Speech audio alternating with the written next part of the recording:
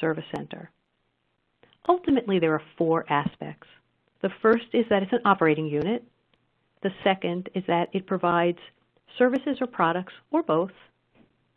The third is that it is for users primarily within an institution, although there can be external users, and that it provides those services for a fee. Now, while this seems quite fairly straightforward, it gets interesting when you begin to dig deeper into what services will be offered and what it means to establish a compliant billing rate in a federal costing world.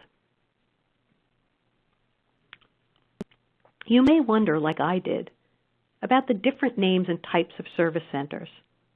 But whether you hear the term recharge center, core facility, specialized service center, or just service center, on a costing and operating front, they're all the same. There really are no set standards nationally or from the government for terminology. So I suggest that you assume that they're all one and the same, with one exception. Specialized service centers, also known as SSFs, are the one type of service center that is a little different. The SSFs have prescriptive treatment of how indirect costs are recovered. These facilities in general are larger and more specialized.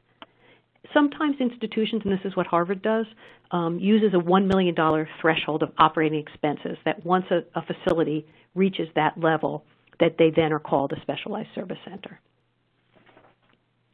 And on this slide are a couple of examples of types of service centers: microscopy, storeroom, and they range from a wide variety of things. I've seen machine shops. One of my favorite was the Drosophila kitchen. Drosophila are fruit flies. It was the kitchen that made the food for the fruit flies. And I'm going to turn it back over to Zach now. Great, Sarah. That sounds delicious. Food for fruit flies. So we'll touch briefly here on the federal regulations and the uniform guidance, call it the UG, throughout. And so Sarah describes sort of these specialized service facilities. And really the UG only specifically addresses those, although, as she mentioned, many or most institutions actually use this guidance as the basis for operating all of their service centers. The rules stem from the basic costing principles of allowability, allocability, reasonableness, and consistency.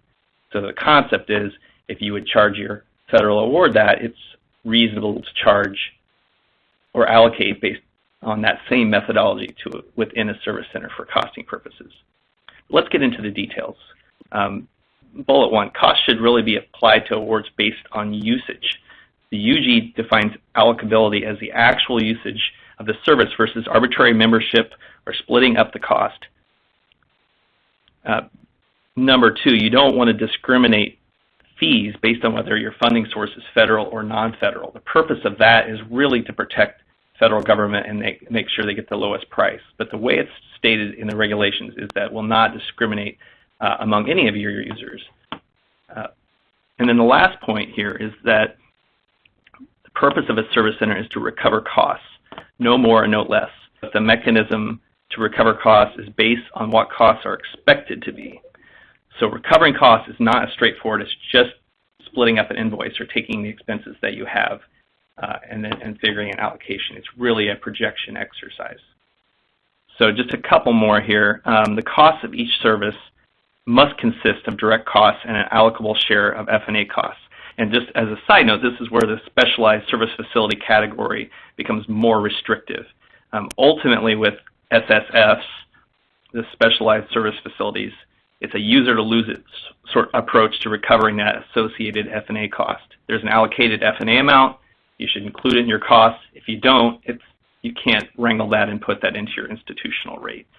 Other types of service centers are less prescriptive in that allocable F&A is maybe not as tightly wound into the center. Last, rates must be adjusted at least biennially. I know many institutions do this on an annual basis, but the regulations are actually less stringent.